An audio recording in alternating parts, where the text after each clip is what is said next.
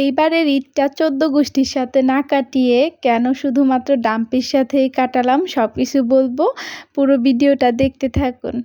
আসসালামু আলাইকুম, কেমন আছেন সবাই? আশা করি ভালো আছেন। আলহামদুলিল্লাহ আমিও খুব ভালো আছি। সবাইকে জানাই ঈদ মোবারক। এইবারের ঈদে আসলে গ্রামে যাওয়া হয় নাই, তাই মা সকাল সকাল উঠে রান্না করা শুরু করে দিছে। মা প্রথমে সেমাই দিয়ে রান্নাটা শুরু করছে, তাই আমিও সকাল সকাল ঘুম থেকে উঠে সেমাই খেতে বসে গেছি। আমার সেমাই খাওয়া দেখে দেখেন ডাম্পিরও সেমাই খেতে ইচ্ছা করছে। পরে মা ওকেও সেমাই খেতে দিল। ও খুব মজা করে ঈদের সেমাই খাচ্ছে।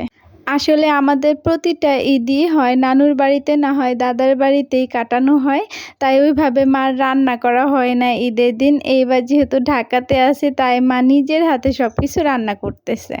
মার রান্না শেষ হতে হতে আমি ডাম্পিকে নিয়ে গোসল করাতে চলে গেলাম। ঈদের দিন ডাম্পি গোসল করবে না তা কি কখনো হয়? আর ওকে গোসল করাইতে গেলে তো রীতিমতো আমার যুদ্ধ করতে হয় ওর সাথে। আর তাই আমাদের ডাম্পি রানীকে চেপে ধরে ভালো করে ঘষে ঘষে গোসল করাচ্ছিলাম, যাতে ঈদের দিন পুরা চকচক করে। গোসল করানো শেষ করে ওকে রুমে নিয়ে আসলাম, এনে ভালো করে মুছে হেয়ার ড্রাই দিয়ে শুকিয়ে দিলাম। ঈদের দিন জোর করে গোসল করাইছি, এর জন্য এ বাসায় থাকবে না। দেখেন কি দুষ্টু। পরে আদর করে বুঝাই শোনা রুমে নিয়ে আসলাম। রুমে নিয়ে আসার পর মা বলতেছে, নাও রাগ করো না ডাম্পি সোনা, তুমি রোস্ট খাও। রোস্ট নিয়ে খাচ্ছে, আমি ভিডিও করতেছি, এর জন্য পুরো টেবিলের নিচে ঢুকে গেছে। খাওয়া দাওয়া শেষ করে ডাম্পি রানী ঘুমাইছে। এদিকে দেখি সৌরভ কতগুলা টাকা নিয়ে এসে ওগুলা গুনতেছে। এগুলো আবার ভুল করে ঈদের সালামি ভাইবেন না, এটা কিন্তু আমার ছোট্ট ভাইয়ের প্রথম ইনকামের টাকা। সবাই আমার ভাইয়ের জন্য দোয়া করবেন, ও যাতে ভবিষ্যতে অনেক বড় হইতে পারে, ভালো একটা অবস্থানে পৌঁছাইতে পারে, আমার মাকে অনেক ভালো রাখতে পারে। মার রান্না প্রায় কমপ্লিট, তাই আমি গোসল করতে চলে গেলাম। গোসল করে এসে ফোনটা নিয়ে একটু ঢং করতেছিলাম। ঢং করতে করতে মনে পড়ে গেল যে একটু সাজুগুজু করে নেই, সাজুগুজু করে তারপরে ঢং করি। আচ্ছা, আপনারা সবাই বলেন তো, আমাকে সাজুগুজু করার আগে বেশি ভালো লাগছে দেখতে, নাকি একটুখানি লিপস্টিক কাজল পরার পরে বেশি ভালো লাগছে? আমি রেডি হতে হতে মা সব খাবার নিয়ে আসছে রুমের মধ্যে, ওগুলো আমি প্লেটে নিয়ে নিচ্ছিলাম, নিয়ে খেতে বসে গেলাম।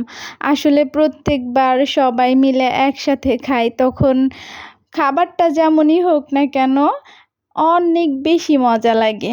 আর এইবার একা একা খাচ্ছি। হ্যাঁ, খাবারটা অনেক মজা হয়েছে। আমার মায়ের হাতের রান্নায় সব সময় ভালো হয়, তবে সবাইকে অনেক বেশি মিস করতেছি। প্রত্যেকবার সবাই মিলে একসাথে খাওয়া দাওয়া শেষ করে তারপরে আমাদের ভাই বোনদের গোপন বৈঠক চলে। মা আম্মাদের কাছ থেকে কয় টাকা সালামি নেওয়া যায়, কে কয় টাকা নিতে পারে। আর এবার তো আমি একা একা বসে খাচ্ছি। আমার মতো কে কে এবার একা একা ঢাকাতে ঈদ করলেন, সবাই কমেন্ট বক্সে এসে বলে যাবেন। আর হ্যাঁ, যারা গ্রামে যে সবার সাথে ঈদ করছেন তাদেরকে তো অবশ্যই দেখতে চাই, সবাই কমেন্টে এসে বলে যাবেন।